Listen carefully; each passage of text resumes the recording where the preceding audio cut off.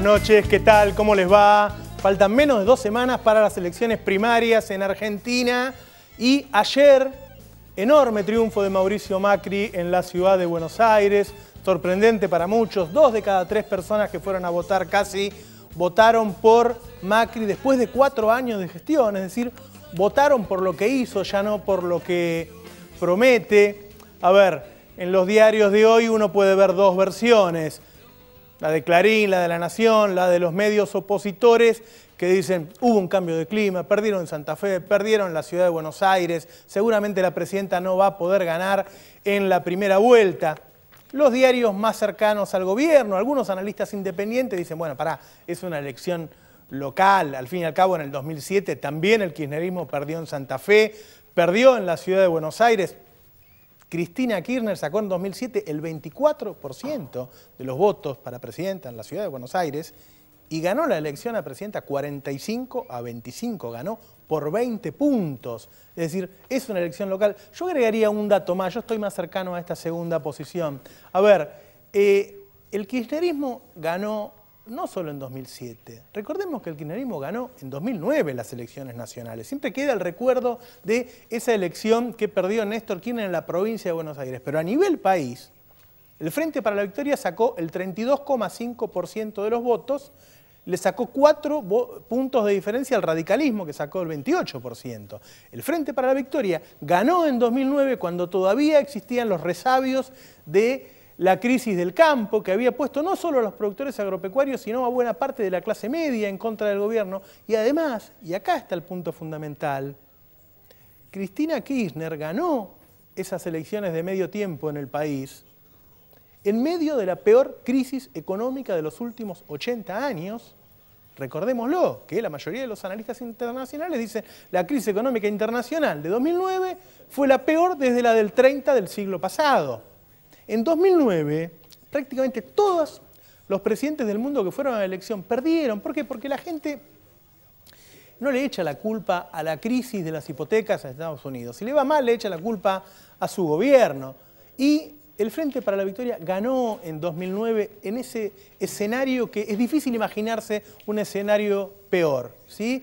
Con una economía que venía creciendo al 9% y ese año cayó un 0,5%, cayó un 1% y con el problema del campo todavía presente. Ese escenario cambió, Argentina está creciendo al 9% y además hubo acciones fuertes, concretas y específicas del gobierno en estos 2 años. A ver, en estos 2 años se crearon 1,5 millones de puestos de trabajo. Desde las elecciones de 2009. Ahora se creó 1,5 millones de puestos de trabajo. Salió la asignación universal por hijo que beneficia a 3.700.000 chicos que corresponden a 1.700.000 familias. Salió el matrimonio igualitario que beneficia a un sector que es minoritario pero es importante, ¿sí? Y que además esa medida es vista con simpatía por buena parte de la sociedad. La verdad es que uno debería pensar que si ganó en ese momento, y lo lógico es que la presidenta vuelva a ganar más allá de lo que pasó en el ámbito de la ciudad de Buenos Aires. Ahora bien, lo que sí uno podría pensar es por qué le cuesta al kirchnerismo ser aceptado o ser premiado por el voto en determinados lugares. A ver, es un gobierno que ha tomado decisiones a favor de las mayorías populares claramente. Digo, la distribución de la riqueza en el país cambió. Hoy en La Nación salió que la clase media, que se agregó a la clase media 4 millones de personas en los últimos 8 años, es decir, 4 millones que eran pobres, hoy son clase media.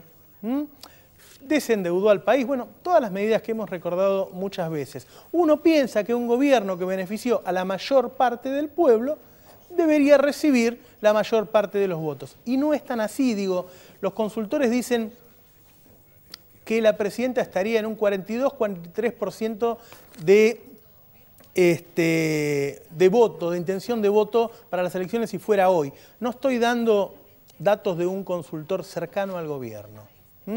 Poliarquía, la consultora que utiliza el diario La Nación, opositora, publicó el otro día que sin proyectar a los indecisos, Cristina tiene el 38%.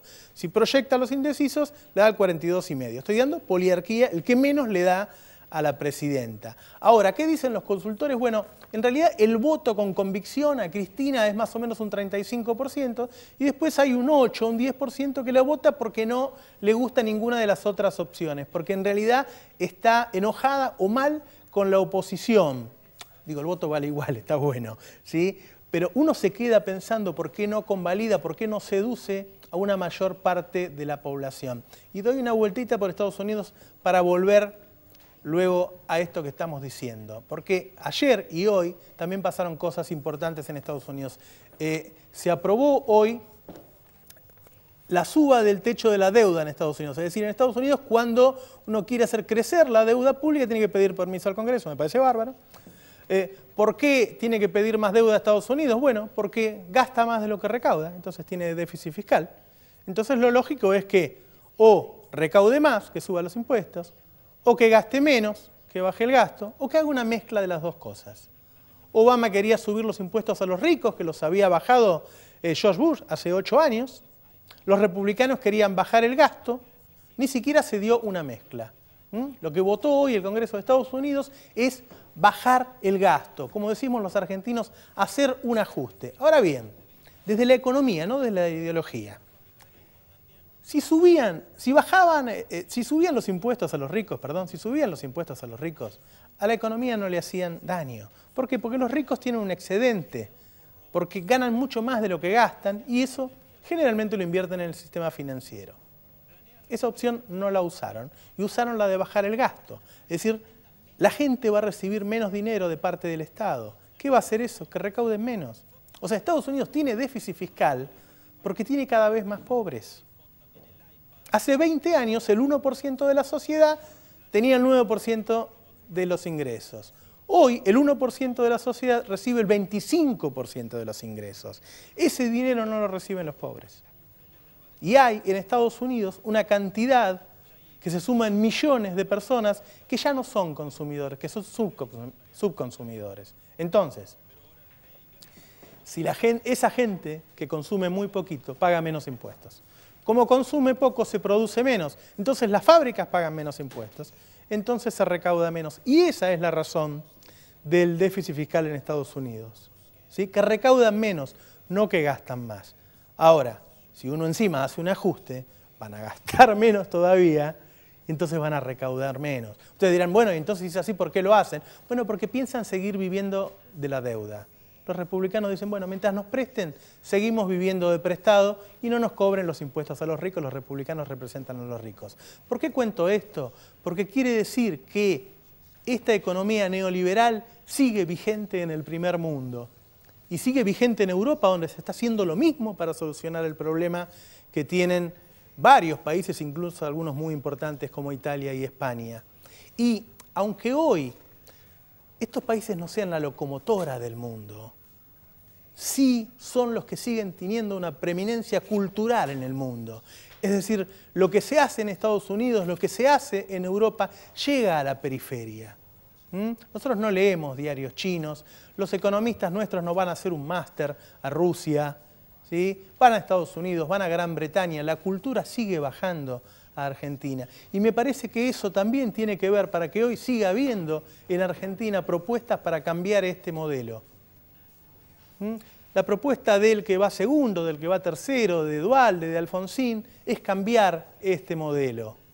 Digo, seguramente debe haber multiplicidad de causas para que la sociedad, en su gran mayoría, no apoye a Cristina. Los votos le alcanzan para ganar, ¿sí? Pero no son, a mi juicio, lo que se merecería por la forma en que gobernó. Me parece que este tema cultural y me parece que el tema de los medios, de las grandes corporaciones mediáticas que están todo el día batiendo el parche contra el gobierno, tienen que ver con esto. Seguramente Cristina va a ganar las elecciones, pero para gobernar, para seguir cambiando el país, necesita de una masa sólida, de una masa crítica de la población que apoye este proyecto. Por eso tiene que seguir trabajando en muchas cosas, en el armado político, en la comunicación. Tiene que terminar de que la ley de medios se cumpla, ¿sí? De que canales como este, que por ahí algunos periodistas de los que estamos en este canal tenemos una mirada distinta a la que tienen estas corporaciones mediáticas, puedan ser vistas por todos. Hay mucho para hacer, hay mucho para consolidar un modelo que está a favor del campo popular y sin embargo parte de ese campo popular no lo apoya. Hoy vamos a tener un debate entre dos intelectuales, entre Julio Bárbaro y Eduardo Josami, sobre este tema justamente, sobre por qué vota la gente. Vamos a tener a dos consultores, a Analía del Franco y a Federico González, para que nos vayan contando cómo van los números a nivel nacional. Vamos a tener a Martín Ocampo, un legislador que ya llevaba 4 años en la legislatura porteña, un macrista, y que fue reelegido, ¿sí? Una de las personas que se considera importante dentro de los cuadros macristas. Y vamos a tener un economista, ¿sí? A Fabián Amico, para hablar de lo que está pasando en Estados Unidos. Volvemos en 30 segundos. Buenas noches. Esto es El Destape.